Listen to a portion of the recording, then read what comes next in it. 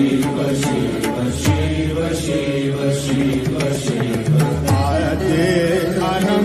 शिव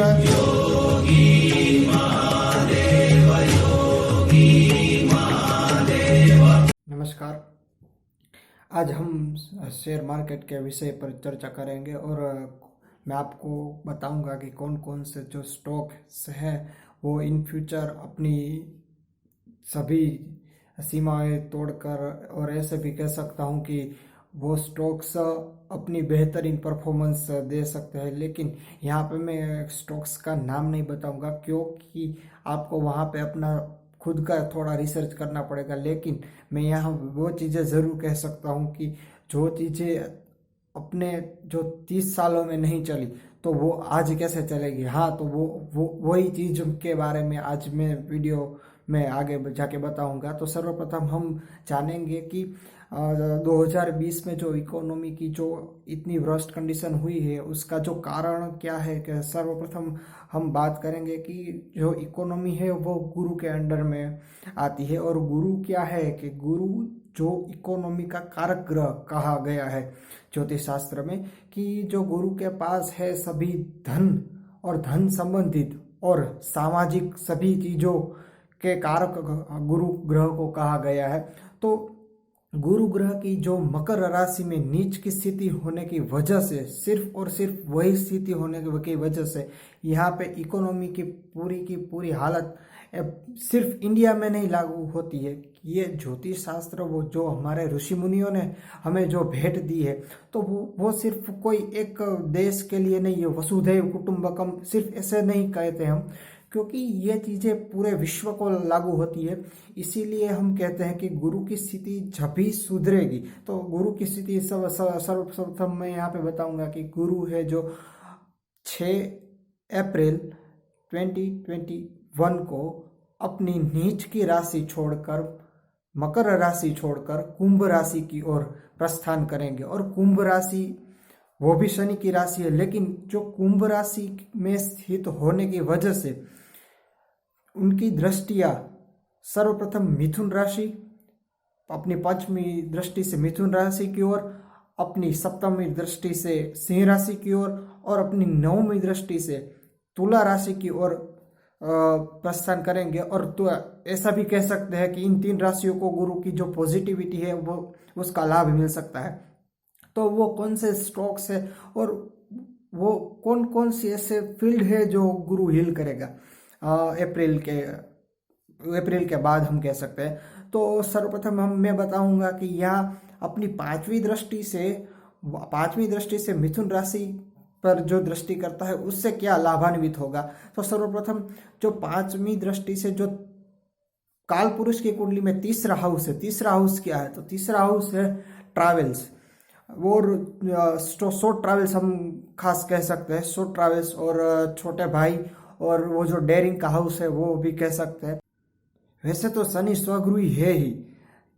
हमारी 2020 की जो जनवरी मास था वो जनवरी मास में ही शनि अपनी 10वीं राशि यानी मकर राशि में प्रस्थान करते हैं।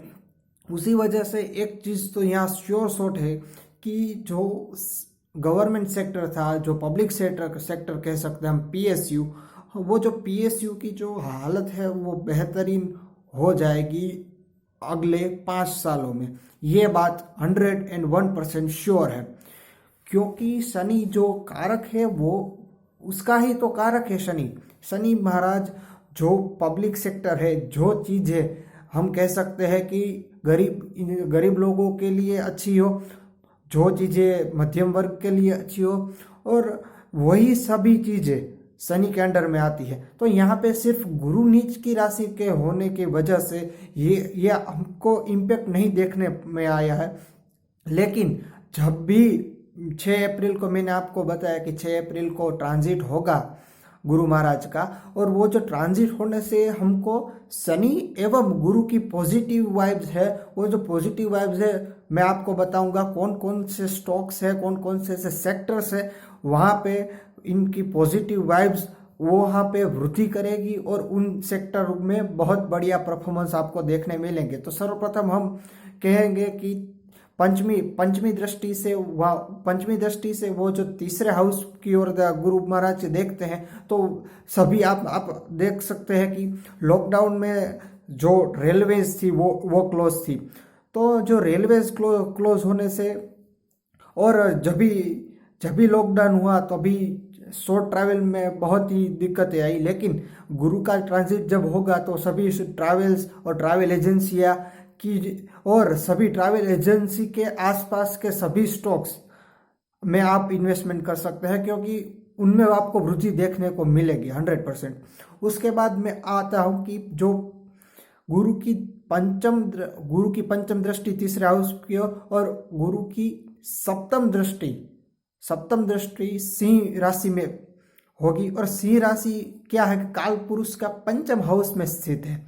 जो पंचम हाउस है वो है एजुकेशन फील्ड, और जो एजुकेशन फील्ड में क्या आता है कि स्टेशनरीज है, और फिर जो एजुकेशन रिलेटेड जो स्टॉक्स है, स्टेशनरीज है। और आप सब थोड़ा रिसर्च अपना भी कीजिए कि कौन कौन से ऐसे स्टॉक्स है जो पिछले 1.5 सालों में नहीं चले, लेकिन अब चल सकते हैं, नहीं अब चलेंगे ही, क्योंकि गुरु की जब भी दृष्टि होती है, जहाँ भी दृष्टि होती है वहाँ वृद्धि होती है।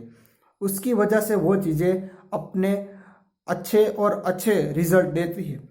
उसके बाद आते हैं गुरु की जब भी नौवीं दृष्टि सप्तम हाउस में।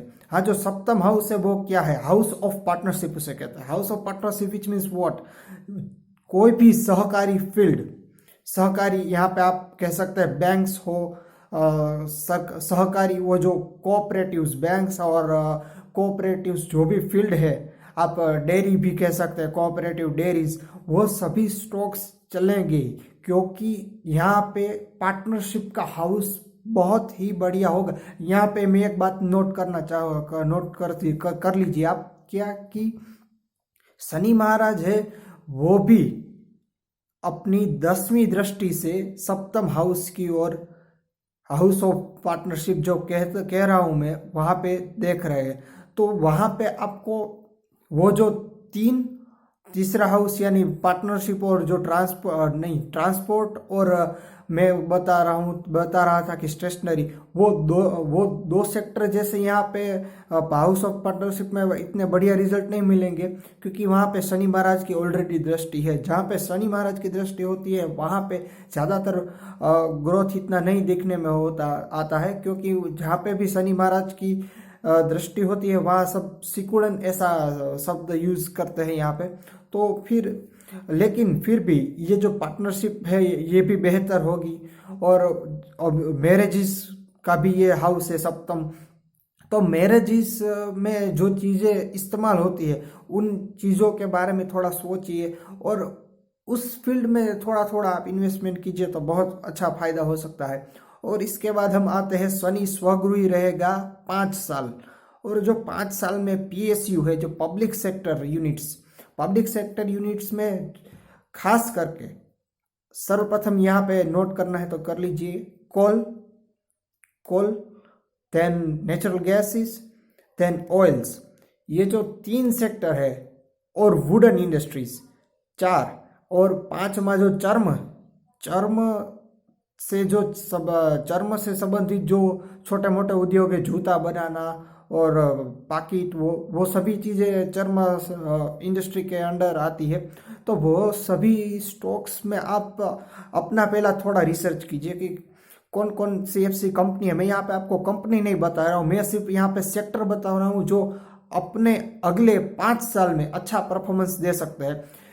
यहाँ पे मैं एक बात हाईलाइट करना चाहता हूँ कि खास करके ये जो मैंने स्टॉक कहा उसमें भी अगर पब्लिक सेक्टर यानी जो चीज़ें गवर्नमेंट की देखरेख में आती है उसको ज़्यादा हाईलाइट करके बताता हूँ कि उसमें अच्छी वृद्धि देखने मिलेगी, क्योंकि शनि है वो गवर्नमेंट की एम्प्लॉयज़ का कारक है। और जब भी एम्प्लॉयज़ खुश होते हैं, जब भी एम्प्लॉय अपने कंफर्ट जोन में आते हैं, तभी बहुत बढ़िया प्रोडक्शन हो सकता है।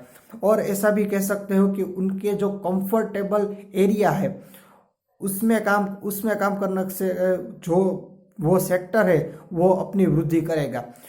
और क्या क्या मैंने सेक्टर बताए, पहला कोल, दूसरा नेचुरल गैसेस, तीसरा स्टील। यहाँ पे बहुत आईएमपी कह सकते हैं हम स्टील। उसके बाद आता है वुडन इंडस्ट्रीज, जो चीज़ें पेड़ों और वुड में से बनती है वो सभी चीज़ों के स्टॉक्स वुडन इंडस्ट्रीज। और पांचवा जो चर्म उद्योग है, उससे जो चीज़ें बनती है वो भी आप इन्वेस्टमेंट में ले सकते हैं, क्योंकि इन फ्यूचर ये सभी, और ख़ास करके ये सभी अगर पब्लिक सेक्टर की हो तो उसमें ही इन्वेस्ट कीजिए, क्योंकि पब्लिक सेक्टर में इन्वेस्ट करने से यहाँ पे शनि एवं गुरु की दृष्टि में होकर ये सभी चीज़ों का वृद्धि होगी। और लेकिन ये मैं कह रहा हूँ लॉन्ग टर्म में, और शॉर्ट टर्म में खास मैंने कहा कि वो जो ट्रांसपोर्ट इंडस्ट्रीज़ है, कि ट्रांसपोर्ट में कौन कौन सी चीज़ें इस्तेमाल होती है। ट्रांसपोर्ट में आप कह सकते हैं कि खाने पीने की जो चीज़ें हैं, खाने पीने के पैकेट्स, फूड इंडस्ट्री कह सकते हैं, और वो जो स्टेशनरीज है। उसके बाद हम कह सकते हैं कि शेयर मार्केट भी पंचम भाव से देखा जा सकता है। तो ये सभी चीज़ें चलेगी, इनडायरेक्टली बता रहा हूँ कि ये सभी चीज़ें सिर्फ चलेगी नहीं, गुरु के ट्रांजिट होने से ये सभी चीज़ें दौड़ने लगेगी फिर से अपनी पटरी पर। और पूरी इकोनॉमी, यहाँ पे मैं 100% कह रहा हूँ कि पूरी इकोनॉमी सिर्फ गुरु की ट्रांजिट होने से पूरे की पूरी इकोनॉमी में बाहर आ जाएगी, और पूरी इकोनॉमी एकदम से स्ट्रेंथ पकड़ लेगी। यहाँ पे मैं अपने वीडियो पूर्ण करता हूँ। अस्तु, जय हिंद, भारत माता की जय।